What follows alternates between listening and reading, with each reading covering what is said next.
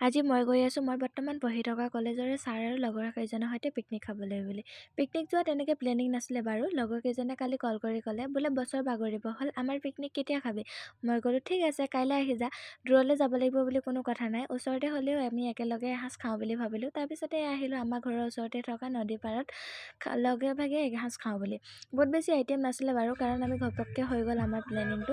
Broiler আৰু মাংসৰ ভাজি, গাহৰিৰ লগত লাই শাক আৰু এখন চালাড আছিলে। চিম্পুলকৈ এনেকৈ লগে ভাগে এসাঁজ খালোঁ নদী কাষৰ ভিউ এনজয় কৰি। তাৰপিছতে আমাক ছাৰে আনি দিলে কমলা আনি দি হাতত দি কৈছে যে ভালকৈ খাব পাব লাগিব, ছোৱালী থকাৰ কাৰণেহে ভালকৈ খাবলৈ লাগিব বুলি কৈছোঁ, কাৰণ আমি ল'ৰা হোৱাহেঁতেন গুচাই মেলি এনেকৈ খাই দিলোঁহেঁতেন, কাৰণ তোমালোকে চফাকৈ কাটিবা ভাল লাগিব খাই, তেনেকৈ কৈ জোকাই আছিলে। সেইবোৰ বাদ দিয়ক, এয়া মিউজিক লগাই আমাৰ ওচৰতে থকা পাৰ্টিটো কিমান বেছি নাচিছে দেখিছেনে? আমাৰ আকৌ বনাই হোৱা নাই, কাৰণ আমাৰ ঘপককৈ হৈ যোৱা প্লেনিং অলপ লেট হ'ল। তাৰপিছতে আমি সকলোবিলাক ৰেডি হৈ মেলি খাই মেলি ল'লোঁ।